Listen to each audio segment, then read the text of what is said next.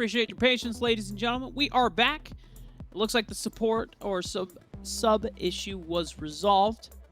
The starting support for Wichita Southeast has been subbed out.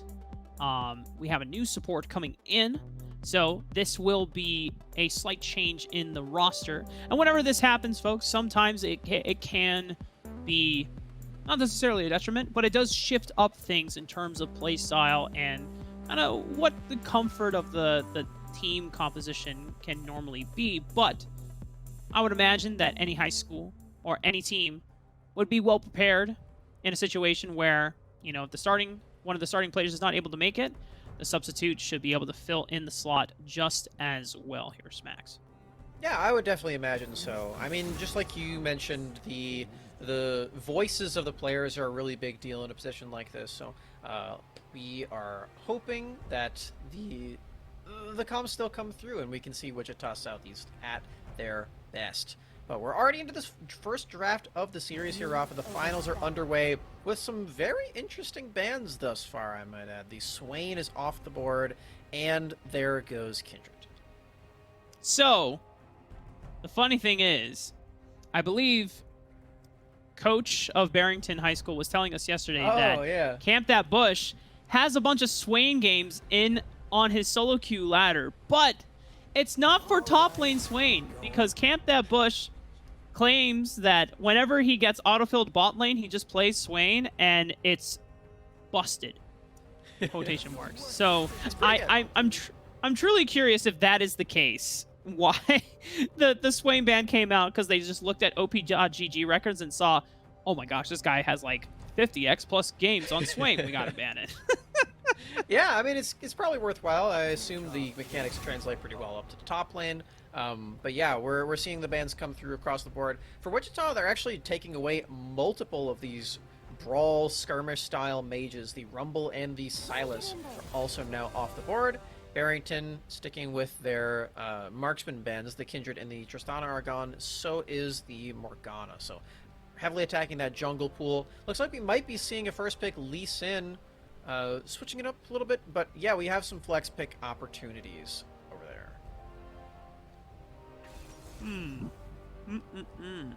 Hey, we're thinking about that Lee Sin, but for them, it is more important to lock in the remaining best jungler on the patch in terms of professional play S tier consideration, which is Udyr, now that Rumble and Morgana are gone. I'm really surprised that Diana has dropped down the list like everywhere. I thought that Diana would be able to compete with all of these champions, but doesn't seem like that is the case, Max. Yeah, it is sort of an assassin champion as opposed to the skirmish style of Rumble, the tank style of Udyr, and then the utility of Morgana. It is sort of just a different variant, but it definitely does feel like the champions sort of fall into the wayside. One champion that seems to be popping up quite a bit in these play versus matches, though, is this Vladimir that's just been locked in. Looks like Xayah is going to be the AD carry, blind picked as well, but more of this Vladimir. This is a champion that's recently been buffed for its laning phase. The cooldown on the Q has been lowered, so you can use that more frequently, you can sustain up more frequently, and it's your main trading tool in the lane as well, so you get to punish a lot more. But speaking of punishing for trades, Draven was just locked in here, Rafa. Okay, not you. Throwing down the gauntlet in the Central Region Final, saying, all right, you got this Xayah. Even if you guys pair it up with a Rakan, they're going to match you toe for toe, hand for hand, level 1. Because normally, the Lovers Duo bot lane between Xayah and Rakan can be very powerful level 1 and almost unbeatable in many situations. But Draven level 1 is a whole other beast, especially if you catch every single axe. Looks like we're also going to be getting Braum instead of the Rakan. I personally like this champion into this one as well. It does look like Barrington is really drafting for heavy kiting on this team. Vladimir, Xayah, Braum, they all have really nice defensive capabilities in the game. And while that does mean that they often have to play on the back seat in the early game, they have to play very reactive all throughout the game. does mean that they have some way to deal with the Draven if he does get out of control later on. If he does just go into your team with his axes spinning all over the place, you have some ways to put a stop to that one. So this draft is very defensive from Barrington, but it does work pretty well into something like a Draven. Now the question here, Smacks, is this Vladimir going for Song in the mid lane, or is it going for Camp That Bush in the top lane? Because locking in a blind pick Vladimir takes a lot of guts. Normally, you don't see this champion until R4, R5, or the fourth or the fifth pick, especially on a red side, because Vladimir, in certain matchups, is very strong as a counter pick. But just throwing it out there, there are many ways that you can prevent this champion from not having a good laning phase. Wichita do have that opportunity. The problem, though, is that they do have to find some way to make it work in multiple lanes, because this Vladimir can go to either one. It's still a flex pick, and based on this hover right now, it does look like Barrington is thinking about locking in a jungler, which would keep that mystery moving forward as well. I hope they lock in this Ivor and... Oh, all right. Close. Well... Not actually very close at all, but this is still a cool champion. the Darius is a powerful top laner. Well, probably one of the better top laners that you can lock in as a lane bully this time around. And with Lee Sin gone, it does kind of pave the way for Darius to have that lane kingdom. Jace, though, solid answer. It does require the Jace to be a little bit more mechanically proficient in managing those trades, because Jace could technically come out on top, but I think it's far easier to execute with a Darius. Just got to play in and out of the Q range. The heal and the bleed stack that comes through on that are just so valuable if that one does connect here for Camp That Bush. The set gets locked in as well, so we have a full physical damage team composition for Wichita Southeast. That's a pretty risky move, I will say. Ninja Tabby, or Plated Steel Caps, all of a sudden got very Slam valuable. the Rammus. Wait, is it Darius Jungle? Is it going to be Darius Jungle for Lion Lifesteal? There's no way. That would be pretty cool. I like the Rammus idea, though, personally. What? We have a Zed? We're gonna have some sort of crazy jungler either way. It has to either be Darius or Zed jungle. Those are the only two that actually have been buffed in ways that they can healthily clear the camps. And I've played both. Surprisingly well. You can clear the jungle decently with Zed, and especially with the jungle changes, where there's catch-up XP involved. You don't need to be a hyper-fast clearing farmer such as the likes of Udyr, Morgana, or Rumble. You can make a standard 3-camp clear from buff Gromp or buff Krugs and as Zed, and then you're off to the races level 3, and then you just want to invade, you want to gank, you want to skirmish. But we're getting Darius jungle. Yeah. That seems to be the confirmation, and that one also is very fun to run in this role here, Smacks. Yeah, the Darius and the Zed have a lot of early game power. This is very different from the previous champions that were drafted here for Barrington, the Vladimir Zaya. These champions really want to scale up and then play really far back in a team fight.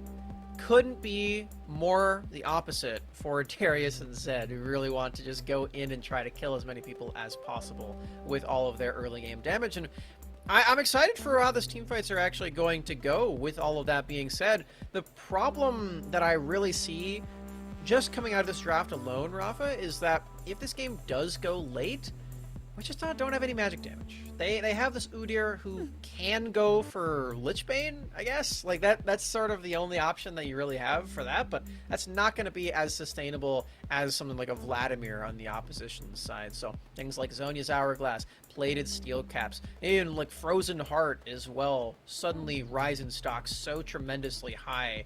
And I worry that when the game does get really late, it's going to be really hard for Wichita to actually deal damage. Yeah, I wouldn't be surprised if out of the jungle role, Darius, once you get your Stride Breaker, you just go for HP armor stacking You go Dead Man's Plate, you go Randuin's. Heck, you can run a Bramble Vest if you are concerned about the healing coming in from either this Draven or this set if it's running a Blade of the Ruin King in their setup as well. So, I mean, there are very easy armor options to itemize into for Barrington High School. The only thing that I will give the caveat over to Wichita High School is this Draven. This Draven is just one of those picks that is so volatile in nature that if you get a gold lead on Draven and you hit that just because of the way that the Draven's passive works, being able to just get a random massive influx of gold off of being able to get a kill with those Draven stacks and cashing in on the stacks, essentially, then what happens is, Smacks, you're in a situation where you're like 7 minutes into the game, and suddenly Draven has a mythic item. He has Immortal Shield Bow.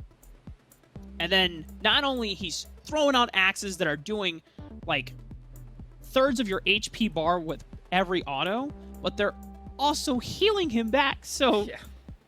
it becomes uncontrollable at that point. As is always customary for full AD compositions, the early game is your friend. The early game items for marksmen and bruisers that build AD as well is so strong. You have all these different options. You have lethality, which scales pretty well as well, but it's really powerful in the early game when people don't have a lot of armor. You have the crit items too, and for set as well, you have things like the Stride Breaker. So for Wichita, they really do need to get that ball rolling very quickly. This Draven does need to have a lot of attention paid down to the spot side. Can be a little bit tricky to break things like the Xayah and the Braum, but you bring enough people, they are going to still break. The Jace roams down to the bottom lane, the Udyr ganks. I feel like they do have that as a very clear win condition in this game, and if that does get rolling, then this could be a very quick and clean game still for Wichita. It's still a little bit of a problem area once you get to like 25, 30, 35 minutes. If that timer gets really, really high, that's bad news. You do not want to get to that territory if you are on the side of Wichita, especially against Vladimir, because this champion scales so ridiculously well in those team fights, Rafa. So they do not want to get to that zone. Yeah, Vladimir is one of those champions where with every power spike or every item completion, I think I might say this word for word from one of our earlier broadcasts on PlayVS this week, but every item you complete as Vladimir, you just increase the health bar threshold at which you can one-shot someone with your full combo. Yep. You know? Once you hit 2 or 3 items, it is very common for Vladimir to be able to destroy carries in one full rotation, even if they are sporting something like the Immortal Shield Bow that will give them that extra HP shield as a defensive measure. Another thing that's really nice about Vladimir is every ability power item that you purchase gives you extra HP. Very nice passive that he has. The stats just feel and deal more damage when you build them. It's the same for the opposite. If you buy a health crystal, it gives you ability power. It's very nice internal scaling with the way that he likes to build his items. You can see that he already has an item that is giving him both health and ability power. So he's already showing us a little bit of both. Yeah. It's pretty nice. Also, fun thing about Doran's Ring in Season 11, they made it so if you don't use mana, it heals you instead when you kill minions, instead of giving you mana, which is a very nice bonus. Wait, that part I did not know. Yeah, so the mana aspect of it, you don't have to worry about it on champions like Vladimir anymore. It's really convenient. That means it's pretty darn good on other resourceless champs like Rumble. Mordekaiser, Rumble, yeah, exactly.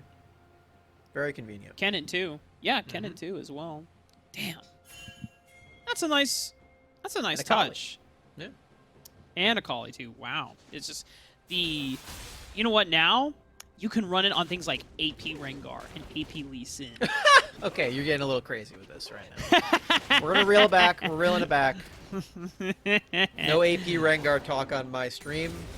You don't like AP over. Rengar smacks? No.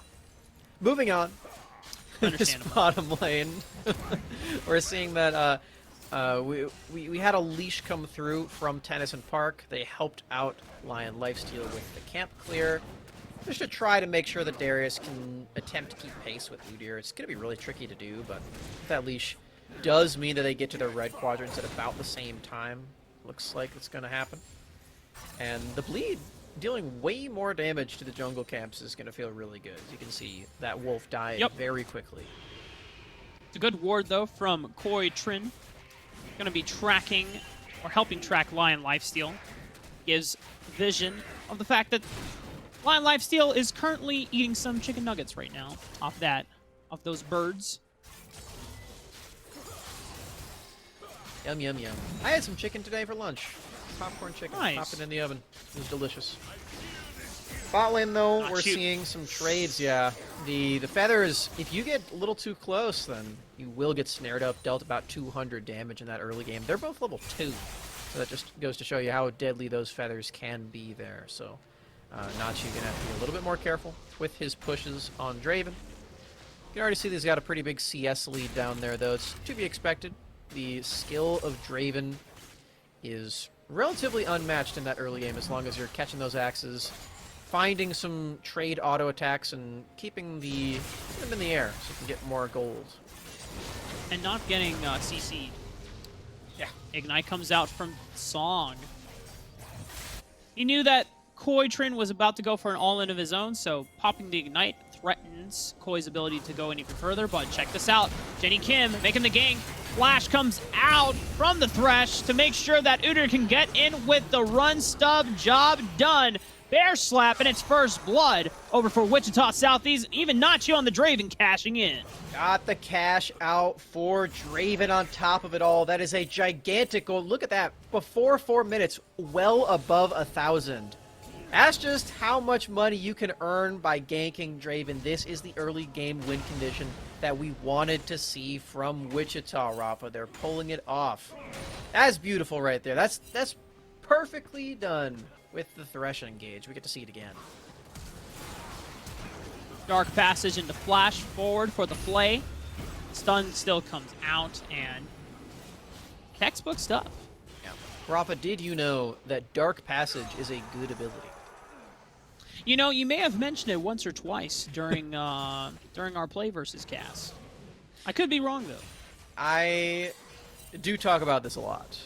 How strong Thresh Lantern is. I am in the firm belief that it is the best basic ability in the entire game. And it's for plays like that. Really? You can be very creative with it. Yeah. What about Devour by Tom Kench? That's pretty good, too. Did you know that Tom Kench is actually getting a rework this year to make Devour his ultimate? Because it's too good. I did hear about that. I For thought now, it was though, going to you're come right. out sooner. Yeah, I thought it was going to come out sooner, but not quite ready yet for the masses. I want to see how Barrington High School are able to retaliate and start fighting back against not Chu, currently sitting on that Caulfields. So we're going to have one of two options. This is not a mythic item rush, and we're going to see maybe an Essence Reaver. Oh, all in. Level 6 for Song. One more auto attack. He flashes in, guarantees it, and pop goes the death mark. Nicely done there from Song. Does not even have the Ignite because he tried to go for an all-in earlier, but that just shows you how much damage you can get from a Zed ultimate. Solo Bolo there in the mid lane. We get to watch this one yet again. He's level 5 right now, so look at this. Off of that melee minion, hits level 6, levels it, goes for the play under turret. And there it is. Easy as pie onto Koi. That's going to be some nice extra pressure into this game. You can see that they've also gone for a Rift Herald swap. Yo, during this time, they sent X-Tennis into the top lane as a roam on the support, even with Lion Lifesteal. But, oh my god, that was close. That was very close. Unfortunately for Guyen, I feel like he might have actually saved Lion by body slamming him out of the turret range. It might have maybe gone a little bit different had he not done that, but I don't want to get too nitpicky. It was very close. It was a nice dive here from Barrington as well. We get to see the crowd control layering right now. This is one of Brahm's biggest strengths. If you do land your Winter's Bite, then the stun to follow is just so deadly. You get to see that play, and this is going to give them a really big amount of pressure up in this top side. You can see they're trying to get out of the range of this Draven. Park and Tennis don't really want to be facing up against that guy anymore, and they want to set up for the Rift Herald spawning in about 30 seconds.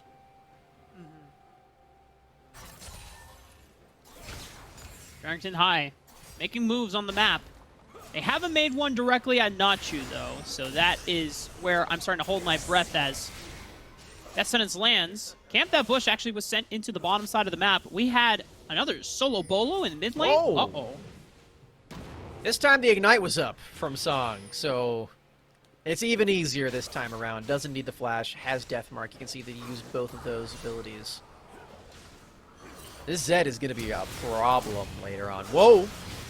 Oh, Camp That Bush getting ignited on the tower, trying to flash away. Ooh. Gets the Sanguine Pool. No way! Camp That Bush! From gold player 3 years ago to Masters, this is where all that practice in solo queue pays off, ladies and gentlemen. We got to see the solo bolo as Song just having that level power spike, but we got to see this again. This was disgusting. Wow. The reservation on the Sanguine Pool as well. Look how long Camp waits for this, baiting out the flash. And then the Hemo Plague kills them both in the end. Oh boy, live! Guyan's dead again! This time he didn't have flash to escape certain death. They made this lane swap, Smacks. And when I saw it happen, I thought, man, you know, putting Camp That Bush in a 1v2 seems like a detriment to this team. But I can understand that if you want to make that sacrifice to gain Rift Herald pressure and put Park Yunbin and X-Tennis in a better scenario and a setup, it's great. But the fact that they're able to pull that off and win the 1v2 on the bottom side of the map, they're getting the best of both worlds right now, Spax. They absolutely are. Plays every single lane. Still have that Rift Herald at their disposal as well. It's really looking like Barrington are coming out the gate really strong. Got to see that play bot where Nachu and Jenny Kim was able to get those double kills down there, but from then on now, it's been all things Barrington. This has been super, super impressive. We even see that before 10 minutes, Song has this Eclipse. That's a full mythic item completed. So much extra damage. And he's got the death mark up yet again. Koi has to be so careful in this lane. He's down a level. That 1,000 gold lead that Wichita Southeast had acquired thanks to the gank from Jenny Kim has now been upped and raised by the members of Barrington High School this time around. And in terms of map pressure, with Rift Herald still on their sides and being able to knock off turret plates both in the bottom and top lane, things are starting to pan out well. You have to remember that for Wichita Southeast, the agency and the onus is on them to make the early plays and snowball ahead. Because if they're not able to do that, then they're going to get outscaled by this comp on the far right. Rafa, it feels like Barrington have really set the pace for this game, even despite what you just mentioned with the draft being so favored in the early game for Wichita. Oh boy. He's not going down this time around. Koi already burned the flash, lands an accelerated shock blast over the wall. But Song keeping both of his summoner spells. Now he knows that Koi will be down to flash. So the next time that Death Mark is available, should be an easier time to acquire that solo kill. As I was saying before, the early game pace is so important in this game. And you can see that Barrington have really just kind of strung them around the map. Going for the Herald swap, killing Guyan twice, camp that bush, finding the 1v2 outplay. From there, Wichita are like, wait, we gotta swap. We gotta get our Draven back to kill that Xayah again. We need this to happen. Barringtons are already bot lane again. They're already out of that situation. They said, nope, We are in your head. We're going to drop this Herald in the bottom lane. We're going to get that first turret. And Camp That Bush is still going to be threatening you in the 1v2 situation. You can't do anything right now. This is the time where they need to do something. And Wichita Southeast are not necessarily out of it quite yet. Obviously, as we mentioned before, Barrington High School have the better scaling outlook the later the game goes. But this Draven has only picked up one death so far. And the Essence Reaver is going to be available soon. I don't think Song can kill Guyen unless he pops the Haymaker super early. Showstopper comes out. Conqueror stacking up. 10th mark is now going to land. Jesus. Song, man. Yeah. This Zed is filthy. It really is. The Eclipse just putting in all that extra work. Does have to use the Ignite in that 1v1, but that's what it's for, baby. That's exactly what you use it for. Going for the solo kills. That's 3 of them now for a Song. Lion Lifesteal is actually here as Jenny Kim was approaching for a gank. But the Bear Stance can be pretty spooky. Lion Lifesteal would win the extended trade, but Jenny Kim just gets a little bit of hit and run damage, as I say, with the phase rush. But this opens up an opportunity for Park Yoon Min and Next Tennis to get some chip damage and some plates in the mid lane. There's still about 50 seconds left before the turret plates are gone from the Rift. Yeah, you can see that Koi was attempting to go for that play as well, but Lion is just shadowing Camp That Bush really, really nicely in this play. They're going for the play. Oh, Flash comes out from Nachu, but the Dark Passage was already there, and Lion Lifesteal closes the gap, making sure that Nachu has nowhere else to go. Hemoplague also popping down. That was beautiful. The Flash Apprehend from Lion Lifesteal finds the extra crowd control there. Camp That Bush goes in for this play. There it is again, Rafa. Look at that. Look at that. Camp That Bush finds the kill on the Nachu, yeah. Yeah, it's a lot of damage coming out from Camp That Bush already. I don't remember if he had the Protobell completed before that solo kill, but or not. Technically not a solo kill, 2v2, but now 3-0, Protobell and Sorcerer's Boots. So it has a ton of magic penetration, and for someone like Nachu, who is still trying to build their first items, has completed this Essence Reaver. I don't know if Nachu is considering investing into Mercury Treads just to kind of diminish the amount of damage that is coming out of Camp That Bush, but as soon as this Hemoplague is available, Nachu has to be careful about stepping up forward when Minyuk is not there. There's a Zed over there too, though, Rafa. What are you going to do when there's a Zed and a Vladimir attacking?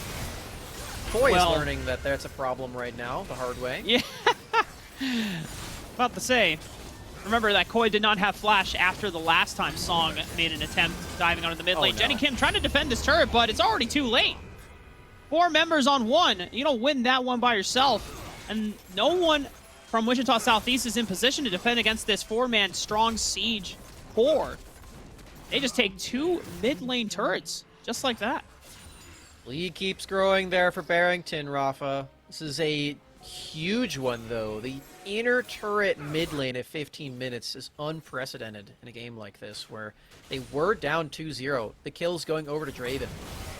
The teamwork to come back from that one and just move around the map with all the grace of a ballerina. Skating around the ring. That's one way I've to been watching do it. a lot of Yuri on Ice. Understandable. You know, something funny is that Jenny Kim, I think, was spamming a taunt right in the face of the turret, and then they get apprehended. It's like, hey, man, you should have been standing that close in the first place. Winter's Bite as well on top of it all. He might have been safe had it not been for Braum passive, but the stun layering is crazy right there. That's 10 kills now for Barrington at this point. All their mythics are coming online. Park didn't quite go for a mythic, but still has that first item completed, and this is just a really big power spike. Might have found Nachu. Lantern? Root doesn't quite land, but Song has the death mark. Good night, Nachu. Teleport is coming in from Camp That Bush. He's going to follow up. I don't even think you need the Hemoplague. Just an empowered blood transfusion would do the trick. Minyuk already running for the hills on this one after seeing both their top laner and marksman get completely eviscerated. This might be an inhibitor turret already that they're knocking down. Minions are going to They be a can little push bit for late. it. Yeah, they have to do it on this wave, or else it'll be a little bit late. But Song has other plans. Going to be attacking the Drake. Actually, mid lane Zed can probably solo this really quickly with the new buff, where you can use your Zed auto attack passive without cooldown on any camp that is below half HP. Yeah, that's going to be really fast. And it's not capped like either. 300.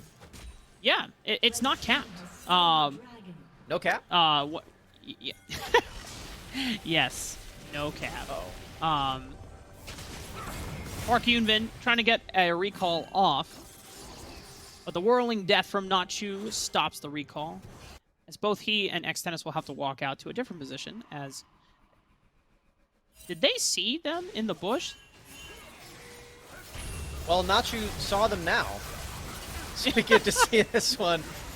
Yeah, that's just 4 members, and then with the teleport, make it 5. Camp that bush, finds the kill afterward. They march these minions down, take an inhibitor turret. 17 minutes into this one. Look at that. Song already has an extra Serpent's Fang.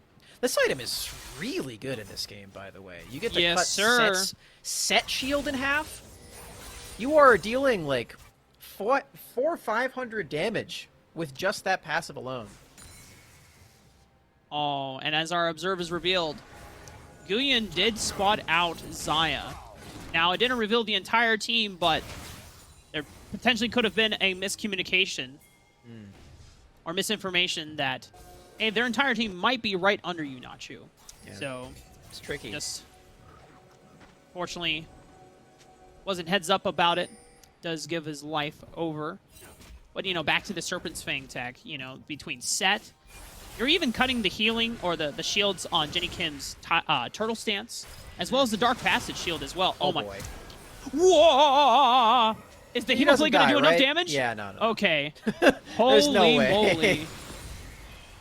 This is not a... Vladimir does not have a hat quite yet. If he did, then...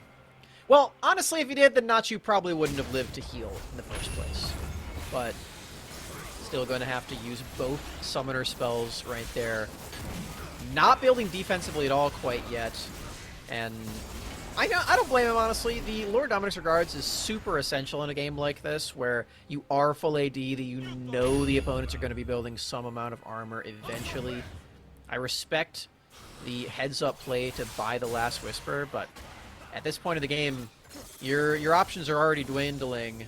That's going to be another Rift Herald picked up by Barrington.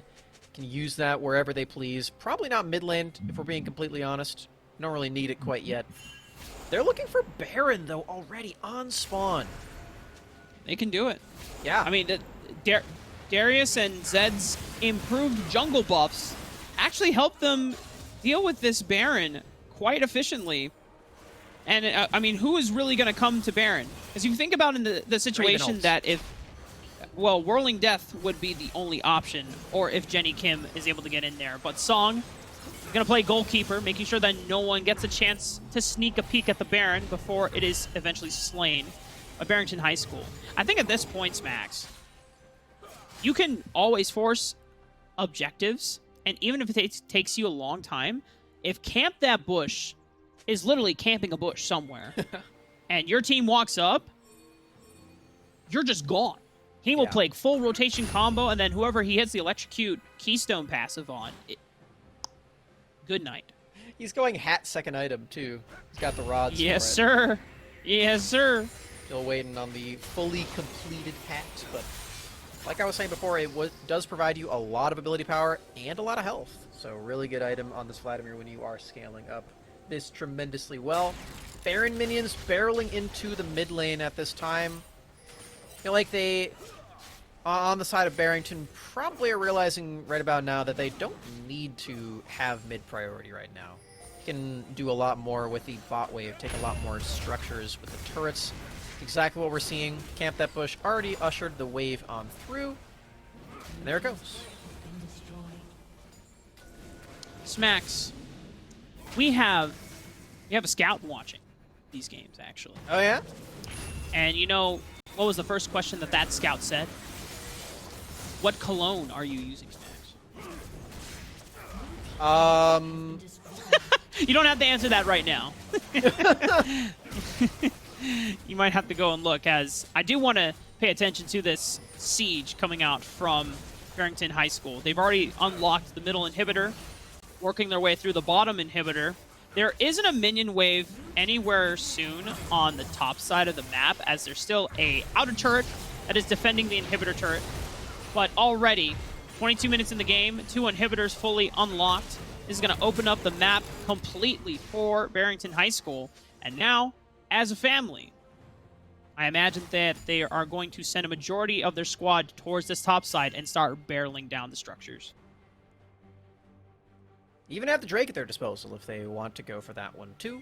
There is that option. Doesn't really do a whole lot until the next dragon is available. The Mountain Soul could provide a nice bonus if they need it. I don't think they do, though. Barrington already have a gigantic lead right now. There's the hat completed for Camp That Bush. They're coming back in the mid lane. Oh, boy. Oh, good. Well, Camp That Bush about to test his limits. How much damage can they do? And it's a ton.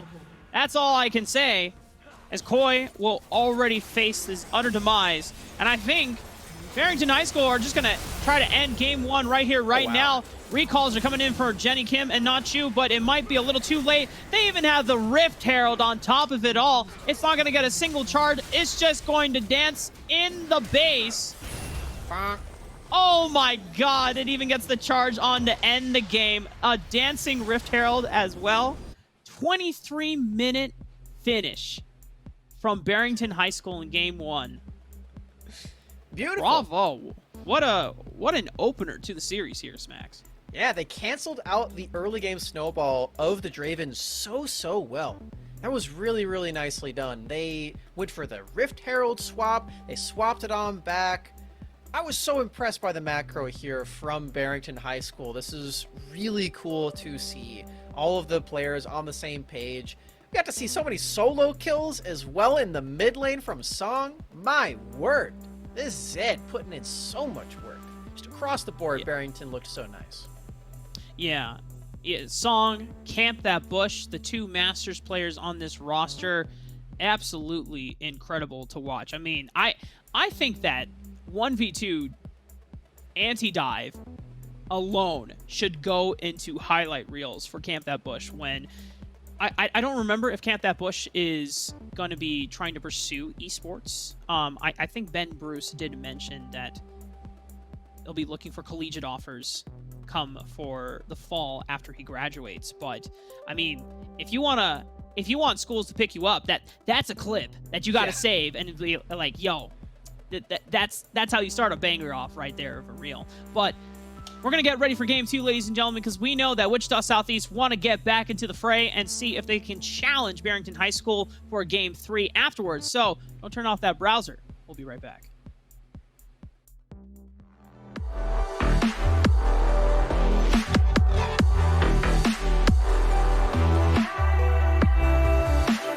If I changed everything, the way I walk, the way I breathe, will my fate shift into the night? But here I am, same old thing, sinking deep, no ecstasy. Reality haunts the living mind.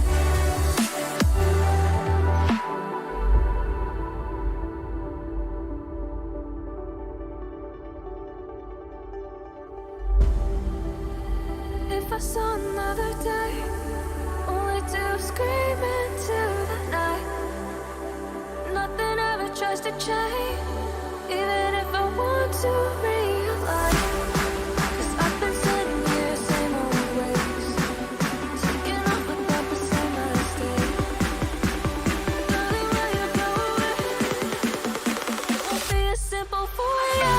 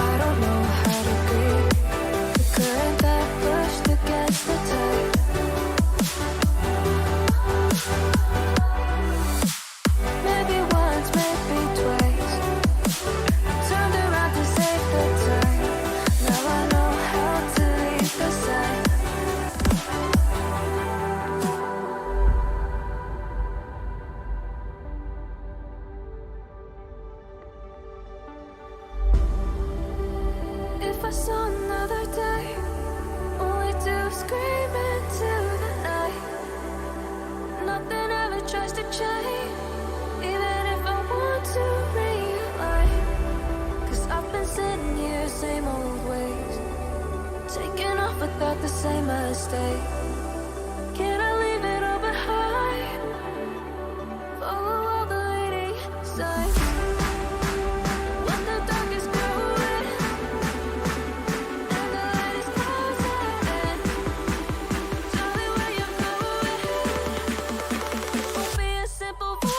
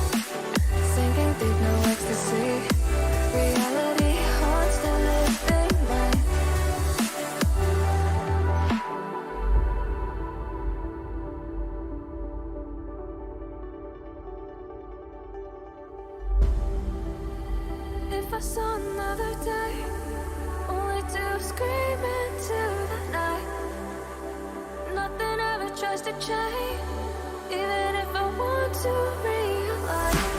'Cause I've been sitting here, same old ways, taking off without the same mistake. Darling, where you going? It won't be as simple for you.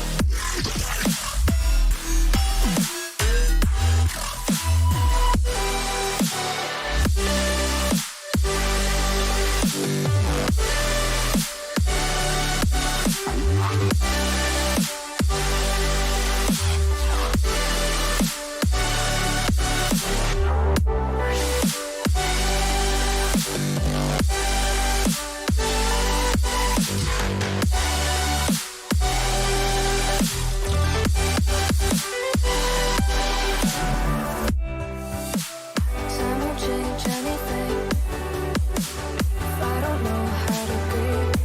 The current that pushed against the tide.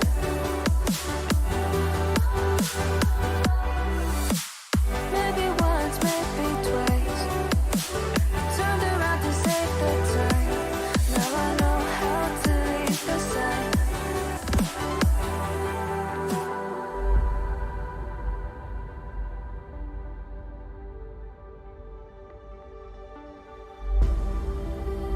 If I saw another day, only to scream into the night. Nothing ever tries to change, even if I want to realize. 'Cause I've been sitting here, same old ways, taking off without the same mistake. Can I leave it all behind? Follow all the leading signs. When the dark is growing and the light is closing in, tell me where you're going. Won't be a simple voyage.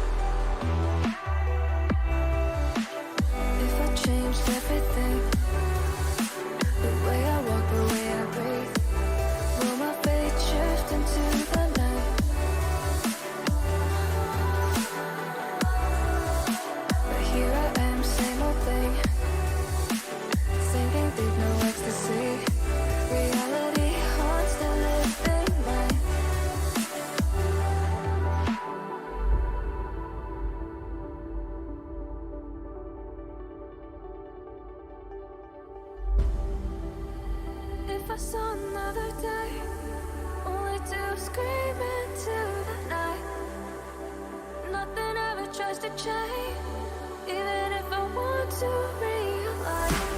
'Cause I've been sitting here same old way. Appreciate your patience, ladies and gentlemen. We're getting ready for game 2. 2 subs are in for Wichita Southeast High School. Hopefully, it'll be enough to change things around because they've got quite the mountain to climb against Barrington High School, who had a very, very strong showing after that game won their Smacks. Yeah, I think it's safe to say that Barrington kind of smurfed it in game number 1 here, Rafa. All 5 players really felt like they kicked it into high gear for this finals for the Central region. And I'm just super hyped to see some more of that. We got to see some sweet Zed solo kills across the board. The turret dive attempt onto Vladimir. Wow. The 1v2 Yeah. turnaround was absolutely insane. Yeah, the 2 solo laners for Barrington High School really, really showing and strutting their stuff. So, obviously, I know that Ben Bruce, the coach for this high school, must be very proud already. With such a strong start, you know, you don't want to get too carried away on confidence. You want to make sure that you're able to close out this series if you are Barrington High School, who will still be taking red side. But we have, for Wichita Southeast, the 2 subs in, DMZ Shadow and Kevin the Mango. So, we're going to take a look and see how well they are able to play this time around going into game 2. We also got Sig in the mid lane as well. This is another sub that has been coming through. Nachu is out. We have Min, who is now playing bot lane. So lots of things are changed up for this second game. And yeah, here's to hoping that this is the move that will help Wichita take us to that game 3, because they are on their last leg here in the finals. Barrington Stampede still looking strong as ever, though. We're getting right into the swing of things here with the draft. Obviously going to be changing things up with the bans, because for Wichita, they've got a lot of new faces on here. So for Barrington, they're switching up a few of these bans. The Wukong is the first one. Ban phase is going somewhat slow here. So both Wichita, Barrington taking their time, trying to analyze and find out what to take away, because we have essentially have 3 new players coming in for this high school squad. So it must be changing up kind of the priorities for Barrington's draft plans, as Wichita Southeast, they saw Lion Lifesteal's Darius, and the thing is, not only Lifesteal looked good on the Darius, but also now that it's available as a flex pick, they know that Camp That Bush also must have been playing it as well. So denying that away from Barrington High School, solid strat. Gotta get that out of there. They did not, however, ban Vladimir or the Zed, which Camp That Bush and Song showed us astonishing performances on in the first game. So still have that opportunity. Camp That Bush actually blind picked Vladimir very early on into that game. So lots of confidence on that pick. The Lee Sin, though, is going to be the first pick over there on the side of Wichita. This is a flex pick on the recent patch, and this is going to be an exciting one to follow where this champion actually ends up. Lee Sin, as you mentioned, can go either in the solo lanes, but depending on how confident DMZ Shadow is coming in as the sub, could always pilot it for themselves in that jungle role. Kaisa and Nautilus, though, being locked in for Park Yunbin and X Tennis. This is a powerful all-in bot lane available. Looks like it's not going to be Lee Sin jungle, because we have Graves locked in Smacks. That we do. This champion, the marksman of the jungle. We're already seeing a lot of physical damage dealing champions yet again on the side of Wichita. This Lucian would secure it as well. Still so much physical damage on their side. It might end up being a full AD composition yet again. For Barrington, though, they're still rocking with some magic damage. The Rumble unbanned in Game 2 will be locked in. Again, this is another flex pick. Yeah, I wonder if Barrington even think about banning Morgana, because they already know that more than likely Graves is going to the jungle at this point, and if Kevin the Mango doesn't want the Morgana for themselves, Barrington Stampede can always put that Rumble in a solo lane, take the Morgana for themselves in Lion Lifesteal, and you have some of the most powerful champions in the game in 2 roles for Barrington. Very true.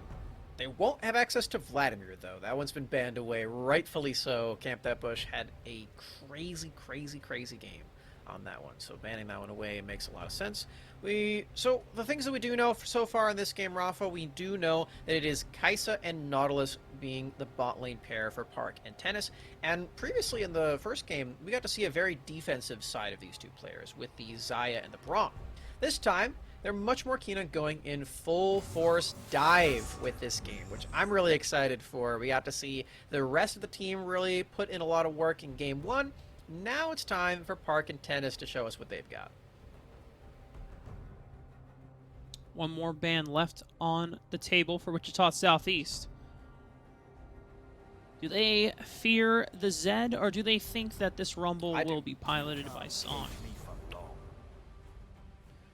Silas. Yeah. You know, Silas does open up for the likes of a Malphite to be locked in, but you would think that if you're expecting Barrington to select Silas, that maybe you would want it for yourselves, but they're not doing that, Smacks. They're going for style points. Lock it in the Aurelia. Aurelia's always got to be that exciting champion in these games. The blade dances all around everywhere are super exciting, and it likely will be up against the Zoe in the mid lane, or at least in top lane. Still have that flex opportunity, but with that Zoe locked in, we do know where the lineup of Wichita is going to be going, and we do know that they have a little bit more magic damage on their team this time around, which I am definitely excited for. Lots of pick potential with this squad too. They've got the Leona Solar Flare locked in now, so some extra crowd control is going to be really nice. Between the Sleepy Trouble Bubble and the Solar Flare, like you already mentioned, it does give Wichita Southeast some nice win conditions about operating through choke points and getting set up for neutral objectives. If you have vision control set up beforehand, and then Barrington High School are trying to walk through those choke points, Solar Flare, Sleepy Trouble Bubble catches you off guard, and then boom, you're dead. So, at Wichita Southeast, they're going to have to make sure that they don't fall too far behind in this early game, as once again, this composition doesn't have quite as a scaling factor as the other side of the team. But you do have this Graves, who with every item is going to become more potent the later the game goes on. And also, you know, Zoe's also one of those champions like Vladimir in the past, where with each power spike, the threshold of which she can just one-shot you becomes easier and easier. Problem here for Wichita, though, Rafa. The problem is that Barrington last game played a defensive scaling composition, and they still set the tempo so quickly. They still made their rotations around the map so deadly. They still made their macro decisions felt every single time. They got something off the map. They made it stick. They made that game their own with the scaling composition. This time, they are early game in this one, Rafa. They have a dive threat composition that comes alive on 1 to 2 items. They've got this Kai'Sa Nautilus in the bottom lane that has a ton of extra pressure there. This Irelia is a very high-skill champion to be piloting up in that top lane that I'm super pumped to see. And the Yasuo as well, last pick, the counter pick into the mid lane for the Zoe. This champion also just wants to go in, also just wants to cut people up with his sword, say Hazaki, and knock you down. So Barrington might even have a faster game in this one after watching what happened in the previous one. That's a really exciting prospect, but a very scary one for Wichita. I'm not going to lie, Max. It did not completely register to me that they swapped over from Syndra to Yasuo until you just mentioned it right now. And then I took a quick dart over to the capture of the draft, and I was like, oh, so they did lock in Yasuo for Song. So, with that being the case, something that we do need to mention, though, is that there's a possibility that we have Minyuk, who played support last time, was technically lined up for the marksman role, but he's taking Zoe. So, we could actually see Minyuk role swapping to mid, and then having Sig go into the bottom lane with that Lucian. Yeah, I didn't quite see if they swapped at the end. That's a good point. If we do see that sort of role swap happen, then that could be interesting. Haven't seen too many bot lane Zoes in my day, so I can't imagine that would be the choice to send that champion Yeah. in there. I've tried Zoe support, don't recommend it. Yeah, I don't know if Zoe does really well in a longer no. extended lane. Not really. Definitely don't want to be the Zoe in that situation. You don't have a lot of mobility in that case. But you know what? The rest of the team has enough mobility to make up for it. We got Lucian, we got Lee Sin, we got Graves. All these champions have so many dashes, and that leads to some explosive games if we've been keeping up with MSI, which we have. I'm not going to do it. I'm not going to bring up the cursed team this time. We're not going to cry. But we have seen a lot of Lee Sin top. We've seen a lot of Lucian. These champions have been super fun to watch and very explosive in games like this too. So Wichita are not out of the woods in this early game. They're not just going to leave themselves and wait, twiddle their thumbs for late game. They do have some agency early. I mean, we've seen some incredible top lane or just Lee Sin play in general, not just at MSI, but also even in the play versus. I mean, for those that got a chance to tune into the Michigan State Finals just 2 hours ago, we saw Pizza Hoot pull out a nasty solo lane Lee Sin from the mid lane specifically. 1v3 situation, flashing over a dark binding, ward hopping to close the distance. I mean, like, come on, man. Lee Sin is such a cool and fun champion to watch, and even though from the jungle role, it does not match the level of the clear speed of the other meta junglers right now, in a solo lane aspect, it just stat checks everyone, and it has so much mobility and freedom to make plays. Oh my god, I love watching Lee Sin in this meta right now, Smax. His wave clear is crazy too, with the Emax that we're seeing as well, and the use of the Iron Spike Whip, whichever item you end up going for with that one. You can clear the waves instantly with just a press of 2 keys. You press E, you press whatever item you've got Iron Spike Whip on, or Gore Drinker, or what have you, and the wave's completely gone. You get to roam around. The wave is already pushed. We're done here. We're going to go over and help our jungler. We're going to make sure that Graves gets ahead. We're going to make sure that the bot lane gets ahead. All of these things tend to come online when you do have a Lee Sin in your game, and this is really exciting for me to end up watching. And you as well, I'm sure, as you're a Lee Sin aficionado yourself. You got some nice kicks yourself. Thanks, man. I do pride myself on a few Lee Sin plays. Basically, it's like a coin flip, but instead of a coin flip, we flip a coin 10 times. And usually, I think recently my percentage has been 4 out of the 10 games. I have good Lee Sin games. It used to be 2 because I had a slump where I was just like, man, no matter what I do, I can't translate my early game into the late game for this team. But, you know, we've been playing with some good homies, and the Lee Sin win rate has been bopping. In fact, in Wild Rift, my Lee Sin win rate is much higher. It's actually 70%, so doing pretty well. Yeah, that's not bad. I'll say it. I'll be bold, and I'll say that is not bad at all. Yeah. But now that I'm getting into Plat and Emerald lobbies, the win rate is starting to drop. It's a little tough. But we're on the Rift, Smacks. Game 2 between Wichita Southeast and Barrington High School has begun. And like we saw, Minyuk taking the Zoe. More than likely should be going mid lane on, well, Sig actually has Ignite. Yeah. So this could actually be a bot lane Zoe. This would be the first time that I have seen it, but, you know, I think that actually is going to come true. I think our wildest dreams have been fulfilled in this one. I don't know if it's my Zoe. wildest dreams, Max, but Zeo Megalol E. I hope Zoe wins XD. Not this again. Wow, I can't believe it. We're actually getting Zoe bot lane. Well, this is something. It might be kind of hard to operate in this lane, though, because you are against Nautilus, can just dredge line you. The good news is that the mid lane should be a little bit easier for Sig, now that he's on this Lucian. He's going to have some more agency against the Yasuo. You have to feel will be able to push in this lane and hopefully shut down the early item spikes for the side of Wichita, because, like we were saying, they do have some agency in this game. They do have some ways to operate, but... Oh, no, Guyan. Yeah, as soon as that Sonic wave...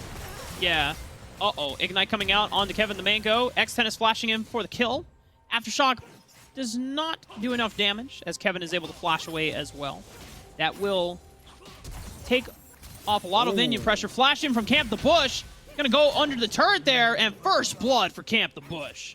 Beautiful play up there, flashing forward with the stun, making sure that it does connect onto Guyan. Picturesque up in the top lane for Camp That Bush. He's going to be coming back to lane with probably a Vamp Scepter, and if you've seen the Irelia memes on Twitter, you know how powerful Irelia is with that item alone. Great flash forward with the stun on Camp That Bush. This is a champion where you have to have all of that power if you are to be powerful in this game, if you are to snowball. We're seeing the skill come through already. Song might be getting quite an advantageous trade onto Sig as well. Ignite comes out. Just one more auto attack. Oh, There it is. The flash as well. Uh-oh. Not gonna lie, Smacks. Felt it coming. But he's in the minion wave right now. DM's Shadow trying to get the auto attacks down on the Song. He's making his way into the jungle. If he's able to hit that blast cone, he'll be able to get out alive. The dash, though. Song still is Red not attack. safe. Red buff. One more. Oh, DMZ Shadow actually gets Song on the way out. And that was a really close exchange. Song does get the solo kill onto Sig, so it's still going to be pretty nice in the mid lane, but it's not going to feel too great. Nguyen finds a rumble up in the top lane. Yeah, I was wondering to see if he was actually going to take the Lee Syndrome, as they call it, but not going to do that. And this was just well played. Look at how Song is playing around the wind wall as well to make sure that Sig can't walk up and harass from far. Incredible stuff. And this was a close call, as Song being able to get the interrupt with the Steel Tempest, just walking away.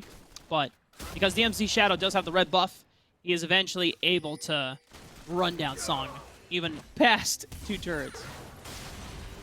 Lane action does not stop, though. Oh, man. Kevin the Mango still doesn't have flash from before. Ouch! Oh! Snipe from Park Yunbin with the Void's shot as well. Minyuk also taking quite a bit of damage from the backside of that one. Some blinking health bars here on the side of Wichita. You can see under the turret as well, they're still confident enough to go for these trades. There are a couple of health pots here from Min, chugging them away, trying to stay safe under this turret, but we're already seeing the strength that Nautilus and Kaisa can provide in this early stage of the game. The all-in threat is something that you always have to keep in mind. Even as the game keeps going, too, Rafa, this is not going to just be a lane problem. It becomes a problem later on as well. Hex Flash, though, uh-oh.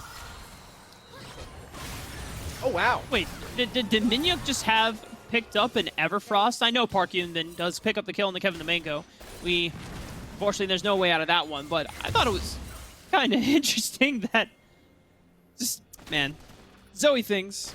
Yep. Just being able to pick up a free Everfrost at 5 minutes into the game.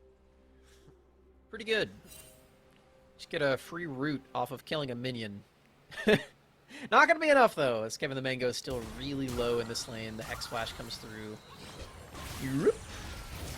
Nice aim. They get Drake off of that, too, Rafa. They do. I mean, they have pressure from both mid lane and bottom lane at this point. Just under 2,000 gold as advantage for the side of Barrington High School. We take a look at the individual leads, mostly in the solo lanes. A little bit of the bottom lane as well, as Park Yunbin has been the benefactor of that one, the first kill on the Kevin the Mango. And now for Barrington High School, we have to remind the audience at home that the early agency is supposed to kind of be going towards the side of Wichita Southeast. It's not that they're completely out in terms of scaling the later the game goes on, but Lee Sin is, you know, one of these champions that has a lot of early pressure, but camp that bush, able to get the outplay, beating him to the punch for the level 2 power spike and just forcing that all in. Now, he's going to have complete control of that lane for quite a bit as Song does have level 6. Would have been really risky to actually go under the turret, even if the knockup did connect. But something I do want to point out right now, Rafa, is that already gone for this Rift Herald swap. It's a level 5 Kaisa against level 5 Graves. I'm actually not sure who wins this one. Well, Kevin the Mango is on the way, so they might try to turn it around. Minyuk and Kevin the Mango have both made the counter roam to match the swap from X-Tennis and Park Human. Oh, but he misses the dredge line. Kevin the Mango's going to try to punish him. Minyuk being able to flash forward. Wichita Southeast High School are not going down without a fight here, Smacks, as they pick up a second kill of the game. And I feel for Tennis there. The alcove terrain can be a little treacherous to try to dredge line over to with the Spider-Man, but yeah, does end up missing that one, does end up going down in the top lane. Get to see the setup for this one. You see Tennis, he's separate from Park on this play, does allow Shadow to come in and pressure this Kaisa down earlier on into this fight. They do try to go for this play, but there's just too much crowd control with Leona, and then the Zoe follow-up, which is not a bot lane pair that I ever thought that I'd be talking about, but they make it work. Stun into Sleepy Trouble Bubble. It's kind of nuts. Song, we just saw use the last breath on the Sig. Chunks out about 2/3 of his HP. Gonna require DMZ's Shadow coming in from the wings to ensure that Zig can pick up this last minion wave before getting a potential recall off. Oh boy. Oh, Song really wants it, but gets the vision with the wall through the last breath. Oh my god. You can tell that Song has been putting a lot of hours onto this Yasuo, being able to know that situation. And Smacks, both you and I have put in some games on Yasuo as well, so anytime I see a Yasuo player use the wind wall over the wall to get vision trick into the E dash, that's... Yeah, it's nice. It's some impressive mechanics that it takes to have that heads-up play. We're going to watch this one again. He does flash forward, and look at this, the dash range with the Ignite to Song. Even given over the kill to the jungler. I don't know if he gave over the kill. I think Lion Lifesteal kind of yoinked that one, not gonna lie. The Ignite was enough there from Song. He had it. And then Lion Lifesteal's like, yo, let me get a piece. It's better for the team, though, Rafa, because it gives over an extra Dark Seal stack and the assist money. So you overall get more money across your team. I'm sure that's what Lion Lifesteal also told Song. Yeah. Kill. Solar Flare comes out, though. They're going to try to turn things around. Kevin the Mango quite low on HP, sub 200, and it's gone. Minyuk going to try to survive this dive, but I don't think that's happening. Lion Lifesteal comes in with another equalizer, burning them to a crisp. Duyun. Oh, beautiful kick, though, and Sig with the counter roam. Just like that, Smacks. Wichita Southeast, they are doing their best to answer these plays and responses from the side of Barrington High School. But Barrington have climbed themselves to a 3,000 gold lead. They absolutely have, and it's off of plays like this. The teamwork has just been immaculate on the Barrington High School side of things. Really like that mechanical dodge out of the Zoe Paddle Star there, too, with the Killer Instinct. Very nicely done from Park. Secures the team, another kill. This roam is really good, though. Sig and Nguyen are trying to find some plays back. They almost get the kill into Park as well, but just barely not going to be enough damage. Can't get over the wall. And it is a return kill back, but yeah, we're still seeing the strength of the Barrington squad pressed even further into this game. The Herald swap was successful. They did get the objective they're looking for. You can see that Lion has it in his inventory. There is the Eye of the Herald. Back to their rightful lanes now as the Drake has spawned. And they might be looking for yet another play. You can see the equalizer's almost up. Sleepy Trouble Bubble is going to deter Lion Lifesteal from making the play, though. X-Tennis decides not to go for it, as Lion Lifesteal can't follow up quite yet. Good stuff from Minyuk being able to slow down the potential play that was about to occur.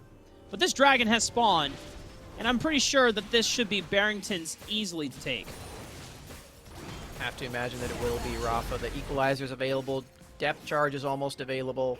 These ultimates are just too much for Wichita to handle right now. They can't go in for anything quite yet. And they're still waiting, still trying to get some resources on their members. Oh boy, another play attempted. CP Trouble Bubble comes out, but the Death Charge is going to try to buy some time. Minyuk still doesn't have any Summoner Spells. Equalizer lands! Wow. And my god! Even from a screen away, Song is able to follow up with the last breath off of the knockup from X-Tennis from that dredge line. Barrington High School will be able to unlock this bottom lane with the Rift Herald, and now the beginning of the destruction of these turrets has begun, Smacks. Absolutely has. That's a 5,000 gold lead right now off the back of that play. You see, ooh, play attempted by Guyan. Nice flash out of the ultimate. Might still happen though. Dragon's Rage comes out, trying to buy some distance as Camp the Bush is starting to stack up those minions, and he has the Blade of the Ruin King. Gu, you better run, you better hide, because Camp That Bush is coming for your life, and he's still going to get out. Man, trade of flashes up there, trade of ultimates, but Camp That Bush is too powerful with the Blade of the Ruin King. Using this free time now to attempt to take down some more turret plates, but Sig has other things in mind. Flash forward. Oh, Sig? Flash right onto Camp the Bush. He has this. Camp the Bush knows that there's no way out of that one because he's right under the turret. Tried to stack up as much of the stacks as he can under with the lifesteal, but good stuff from Sig being able to punish. He has a huge shutdown. Oh no. Shadows. Ignite ticking down. Collateral damage not enough. Solar Flare trying to catch out X-Tennis, but he flashes out. Park Yun Bin following up now. Song building up the Steel Tempest stacks. Looks for one more, lands a two-man knockup. Dredge line is going to follow onto Guyan. Doesn't have Dragon's Rage as he already used it on top side of the map. So Trouble Bubble will land on the Park Yun Bin. Is it going to have to cleanse? So Zenith Blade comes out as the follow, but it's a little too far. X-Tennis will be able to stop him in his tracks. The Death Charge comes out, tries to deter any further action. Well, these skirmishes are getting really close here, Rafa. I admire Wichita's grit in plays like this. Wow, what a shutdown from downtown Min. The Paddle Star weaves its way through. That's an expert Zoe bubble. This is why Min is playing this in the bot lane with skills like that. Already eliminating Park Yun Bin to incredible. I mean, Wichita Southeast, they're operating with 3 new subs now, Smacks. In addition to Minyuk, who was the sub in the first game. So apart from Guyan, this is almost a whole other starting roster. And Wichita Southeast are still fighting back. Camp That Bush is about to face the pain as Dragon Trades comes out, but the Sonic Wave doesn't land. Flawless Duet lands with the equalizer. Oh, tragedy strikes for Wichita Southeast. That Sonic Wave lands potentially. There's a chance, but Lion Lifesteal was in the wings waiting for the collapse in the equalizer. We got to take a look again at this mid-skirmish. Really like that use of the synergy with the Nautilus Dredge line and the Yasuo ultimate. The window of timing for that is actually really tight. You do not have a long time to activate the Yasuo ult afterward, so the timing has to be perfect, the execution and the teamwork has to be perfect, but if Barrington has been anything, coordinated is the word that I would use in these games. We do, though, get to see this Zoe.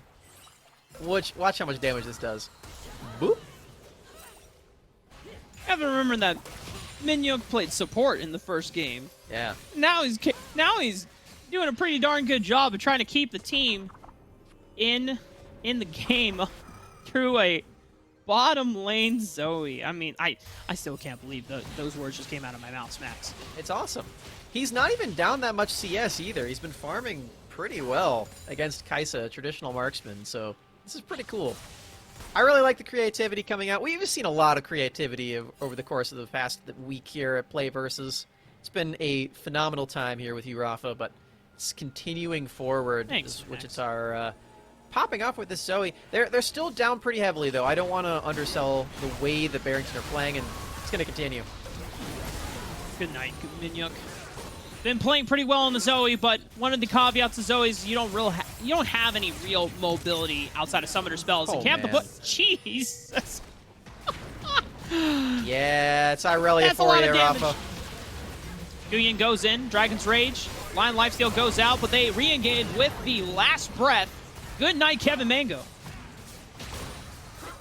Still aggressing on this turret right now, Rafa. They have more damage to spare.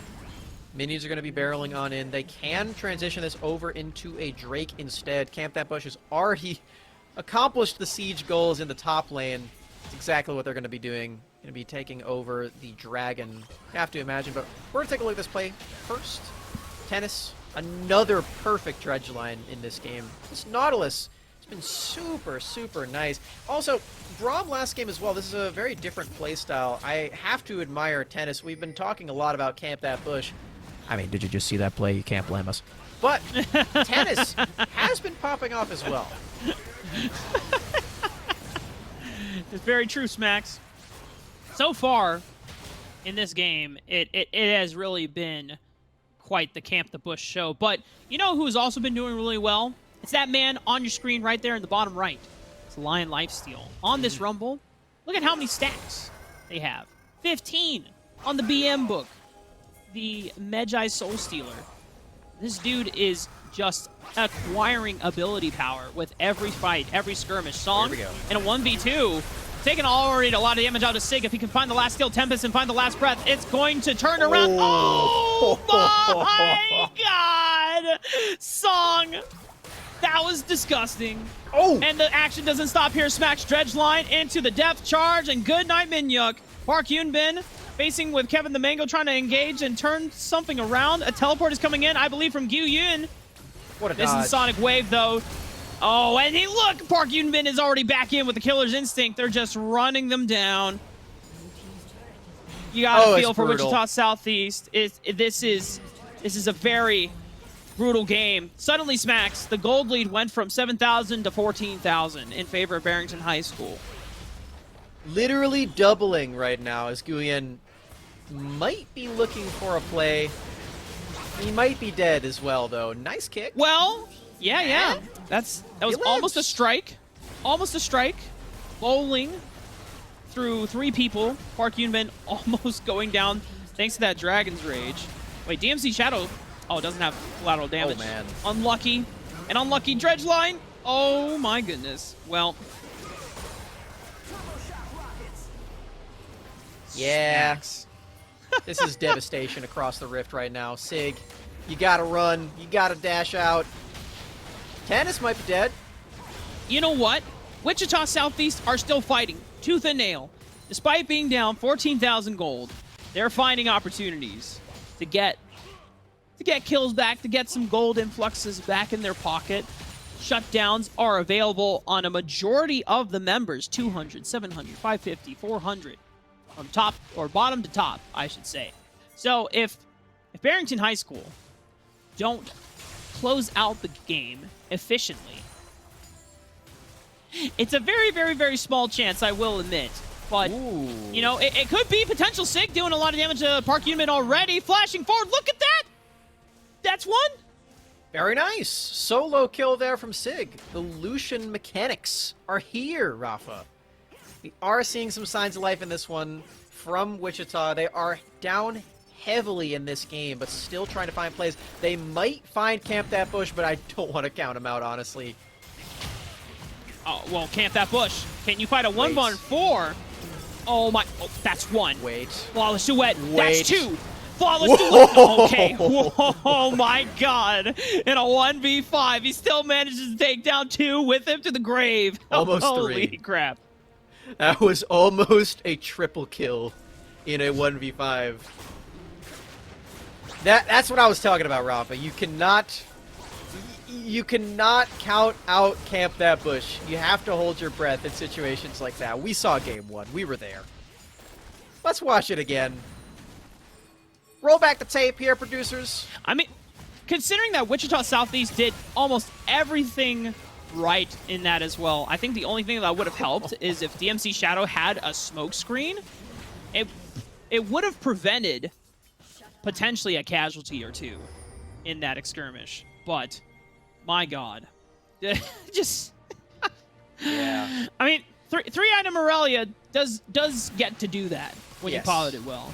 She definitely does. That's what the champion's built to do, actually. So that's what we're seeing here. Sig has to watch the red buff get taken away from him. Will likely have to watch the Infernal Dragon get taken away also, as that one's going to be spawning in 25 seconds. That would be the soul for Barrington. Uh-oh. No dash on Lucian. Dredge line has been found. Death Charge will connect. And Park Yunbin from out of nowhere will be able to connect with the Killer Instinct. That's a double. And Camp that bush, finding DMC Shadow. Down to Minyuk and Guyan. Inhibitor is open. Song just dashing through every single minion, flashing forward, gets the last breath onto Minyuk. Popping the stopwatch, only denying, or delaying the inevitable, I should say. And Guyan still being able to manage to get out alive. But, ladies and gentlemen, I believe the moment has finally arrived. The Baron buff empowering the minions. The final Nexus turret will fall. And Barrington High School, out of Illinois, will be your central champions for the Play vs. Spring 21 High School Championship Finals. What an incredible showing from them as well. I'm so glad that we got to talk to the coach there before this, Lead Frog. Shout out to him. You have done some great work with these kids, my friend. This is so sick to see. And you have to remember, this team, this is a whole bunch of seniors. They've been playing together for so long, all throughout high school. Camp That Bush came into this team a gold player. He is now master tier. And it's off of plays like that. You do not learn how to do that in a day. It takes a grind to do that, and that's exactly what we're seeing. It's paying off so well. Huge congratulations to Barrington Esports for pulling off this win in the finals. It's been a wild ride here. Congratulations. Yeah, I want to run through that entire roster, actually, and give them all a special shout-out to really commemorate this moment. To X-Tennis and Park Yunbin, fantastic job in the bottom lane, both AD carry and support. To Lion Lifesteal holding it down in the jungle, massive equalizers in that game too, and spicing things up in game one with that Darius. To Song, who pulled off immaculate Zed 1v1s and Yasuo 1v2s as well. And then to Camp That Bush, we can't state this enough. I mean, just go back and remind yourself 3 years ago that you were gold. Were you making plays like that 3 years ago? You probably weren't. But it goes to show you that, you know, with time, with practice, you can become a fantastic player and you can do incredible things. It just, all it requires is that nourishment, that support. And so you all five should be really proud of yourselves because you have done such an incredible job to really show why you all deserved this win today. And again, then you have a wonderful squad of youngsters, very talented players. Congratulations to you all. And ladies and gentlemen, that's going to be doing it for myself, Rafa, and Smacks on today's Play vs. broadcast. We will not be returning tomorrow, but we will be returning Thursday, I believe. Correct me if I'm wrong, production. Tomorrow is Thursday. Oh, wait. Today's Wednesday. Today's Monday. Or wait, no, I'm dumb. No. Today's Monday. Wrong T tomorrow. Day. Yeah, my bad. Yeah, tomorrow we don't You just spooked return. everyone. We return Wednesday and Thursday. So our apologies. My bad. we lost track I need to learn my days of of the the days. It tends to happen when the past 5 days have just been broadcasting League of Legends. All the days just kind of blur together. There is no weekend anymore. Every day is a weekend in this household and for this job. So hope you all enjoyed the broadcast, and we'll see you on Wednesday. Have a good night. Same old thing, sinking